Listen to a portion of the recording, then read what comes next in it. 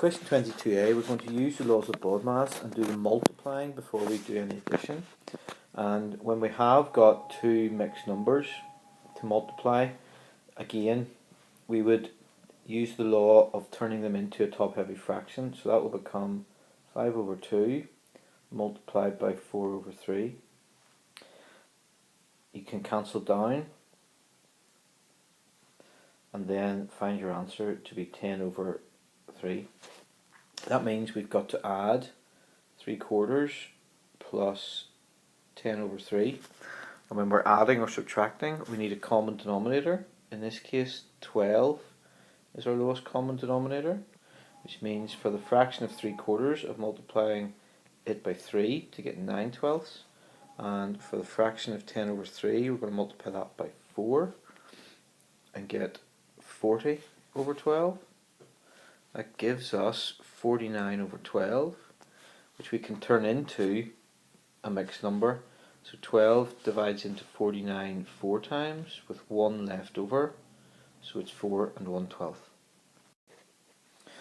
In 22b, we're asked to find the lowest common multiple of 48 and 80. And the first thing to do here is to write each of those two numbers as the product of prime factors, in the same way as we have done in one of the previous questions. We get that 48 can be written as 2 times 2 times 2 times 2 times 3, and 80 can be written as 2 times 2 times 2 times 2 times 5. If we were asked for, although we aren't in this case, the highest common factor, it would be each of those prime numbers that is common to both 48 and 80, and they've been underlined. So we've got 2 4 times, so that would give us 16. So the highest common factor is 16. Then if we're asked for the lowest common multiple, it's going to be that highest common factor multiplied by everything that's left. So we've got a 3 that hasn't been used and a 5 that hasn't been used.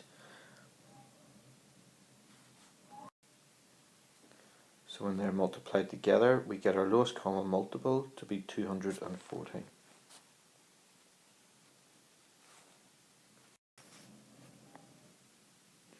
If we're asked to complete a cumulative frequency column, as we are in 23a, we get the value for each row by adding together all of the frequencies up to and including that row.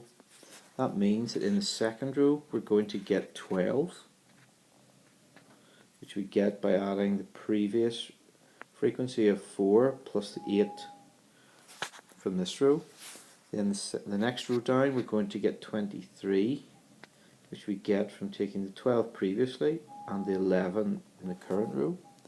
And continuing this on, we get 36 by adding 13, then 46 by adding another 10, then we get 78 by adding 32, 88, 96 and 100. And this final figure, which I'll just underline, should be the same as the total number of garden plots mentioned in the question. When we're drawing a cumulative frequency graph, we take the upper limit from each group and plot it against the cumulative frequency assigned to that group.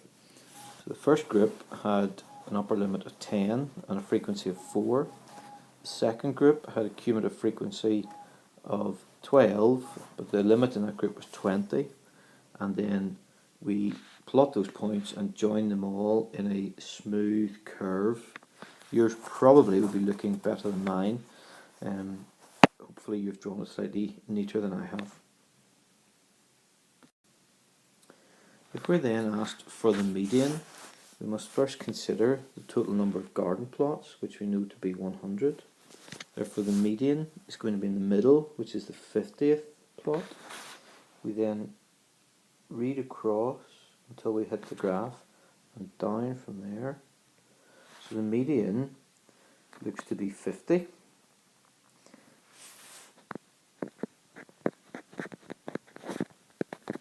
Then if we're asked for the interquartile range, we first of all need the upper quartile.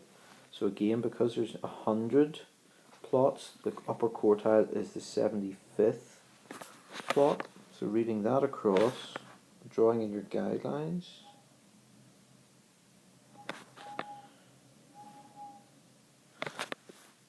upper quartile for me looks to be 58. The lower quartile is next, so therefore it will be the 25th value, so it's a quarter of 100.